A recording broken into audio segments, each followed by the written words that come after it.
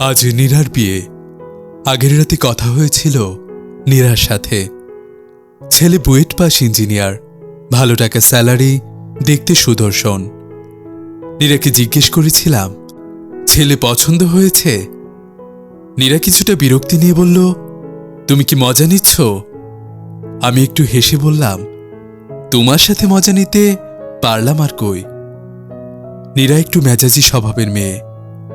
মুডসুইং তার সবচেয়ে বড় অস্ত্র। আমাদের সম্পর্ক থাকতে প্রায় মুডসুইংয়ের গল্প বলতো। আজ নীরাকে একটু উৎফুল্ল মনে হচ্ছে। বুঝতে পারলাম বিয়েতে তার মত আছে। থাকবেই না বা কেন? ভালো বেতন, বুয়েট পড়ুয়া ছেলে, একটা সুন্দর ভবিষ্যৎ আছে। নীরাকে জানানো হয়নি আমার একটা বেসরকারি কোম্পানিতে চাকুরি হয়েছে। 1012 বেতন, ইচ্ছে করেই জানাইনি। আমাদের সম্পর্কটা ভেঙেছে চাকুরির অপূর্ণতায়। একটা সম্পর্কে যা কিছু থাকা দরকার সবকিছুই ছিল। রাতে জেগে কথা বলা, সপ্তাহে 4 দিন ঘুরতে নিয়ে যাওয়া, নীরার রাগ ভাঙানো, সবকিছু মিলিয়ে হিংসে করার মতো একটা সম্পর্ক ছিল। শুধু পকেটে টাকা ছিল না। রেস্তোরাঁয় বসে খাবারের বিল আমি শেষ কবে দিয়েছিলাম মনে নেই। নীরার দুটো টিউশনের পুরো টাকা আমার পিছনেই খরচ করেছে। নিম্নবিত্ত ঘরের ছেলে ছিলাম বলে পকেটে টাকা থাকতো না। চাকরির পরীক্ষার জন্য বন্ধুদের থেকে ধার করেই নিতে হতো। নীরার টাকায় চলতে আমার খারাপ লাগতো, কিন্তু নীরাকে কখনো বুঝতে দেইনি। 2 সেপ্টেম্বর নীরার জন্মদিন ছিল। একটা 10 টাকার গোলাপ আর কানের জন্য ফুটপাত থেকে একজোড়া ঝুমকা নিয়েছিলাম। নীরা সেদিন হেসে বলল, তুমি এই টাকায় নিজের জন্য একটা গ্লাস কিনতে পারতে। আমি একগাল হেসে উড়িয়ে দিলাম ব্যাপারটা। বললাম, আমি গ্লাস ছাড়া তোমায় দেখে সুখ পাই। তোমার রাগমাখা চেহারায় আমার নেশা হয়ে যায়। নীরার প্রিয় শব্দ ঢং। চট করে বলল, আর ঢং দেখাতে হবে না, চলো আজ বাদাম কিনে খাওয়াবে। নীরাকে তখন বললাম, পকেটে 15 টাকা আছে, 5 টাকার বাদাম কিনলে 3 কিলো পথ হেঁটে যেতে হবে। নীরা সেদিন আমার চোখের দিকে তাকিয়ে কিছু বলতে চেয়ে বলল, চলো তবে, আমি খাওয়াচ্ছি। বুঝতে পারলাম নীরা আরও কিছু বলতে চেয়েছে। এদিকে বাড়িতে বোনের বিয়ের কথা হচ্ছে। ছেলে মাধ্যমিক পাশ, নিম্নবিত্ত ঘরের বোন আমার। এর চেয়ে ভালো পাত্র পাওয়া কষ্টের। বাবাকে বলে দিয়েছি বোনের ছেলে পছন্দ হলে আমার কোনো অমত নেই। সেদিন রাতে বন্ধুদের আড্ডায় বিনে পয়সায় 2 গাল মদ খেয়ে বাড়ি ফিরতে নীরাকে ফোন দিয়েছি। 26 সেকেন্ডে ফোন লাইন কেটে গেল।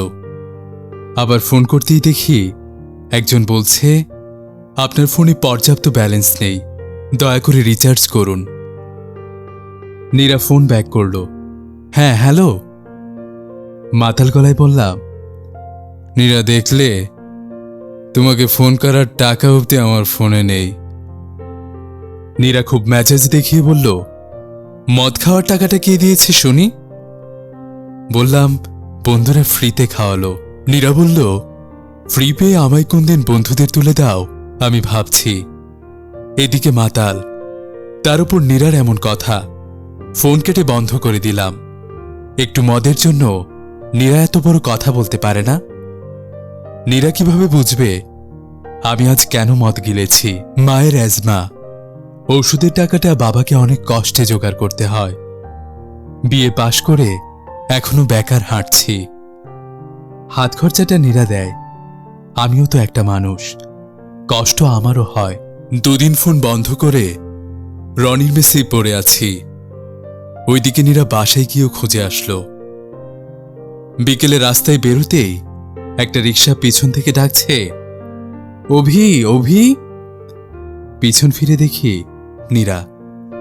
চট করে রিকশা থেকে নেমে অনেকগুলো কথা শুনিয়ে দিল। যাবার সময় বলে গেল, আমি আর তোমাকে নিয়ে থাকছি না, বাড়িতে বিয়ের কথা হচ্ছে।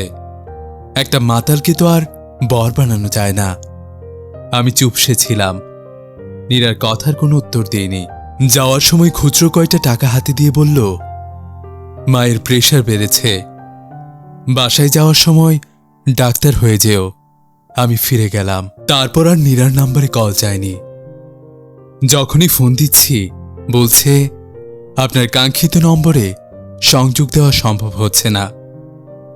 আমাদের 4 বছরের সম্পর্কে সংযোগে গোলযোগ বেঁধে গেল। তারপর একদিন ফোন এলো অপরিচিত নাম্বার। ধরতেই, হ্যাঁ হ্যালো অভি, শোনো, বাবা ছেলে পছন্দ করেছে, মায়েরও মত আছে, তাই আমি কিছু বলতে পারিনি।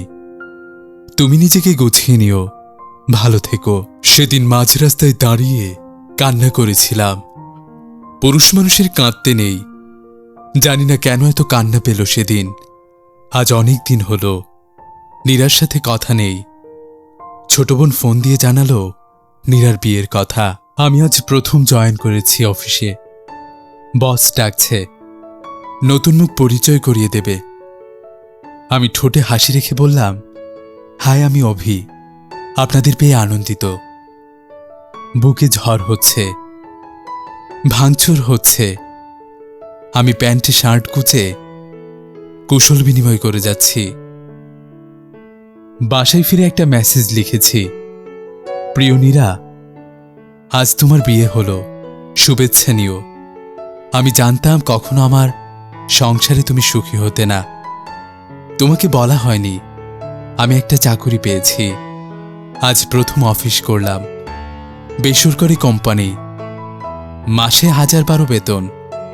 এই বেতনে তোমার আমার সংসার হতো না।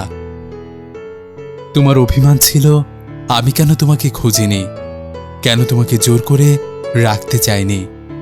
জানো নীরা, এই দুনিয়ায় সবকিছু জোর করে রাখা যায় না, তাই তোমাকে রেখে দেইনি। শুনেছি বর তোমার ভালো ছেলে, তোমার যত্ন নেবে, ভালো থাকবে, আলোয় থাকবে। এইটুকু লিখে একটু কেঁদে নিয়েছি। এরপর আর কোনোদিন হ্যাঁ হ্যালো অভি শুনতে পাইনি। সে সুখে আছে। আমি অসুখ চাষী মানুষ, কারো সুখ দেখলে ঈর্ষা হয়। নীরা সুখে আছে শুনে ঈর্ষা হচ্ছে। মিথ্যে করে সুখ পাচ্ছি, সত্যি করে মেনে নিচ্ছি না। তবু সেদিন বলেছিলাম, নীরা, ভালো থেকো, আলোয় থেকো।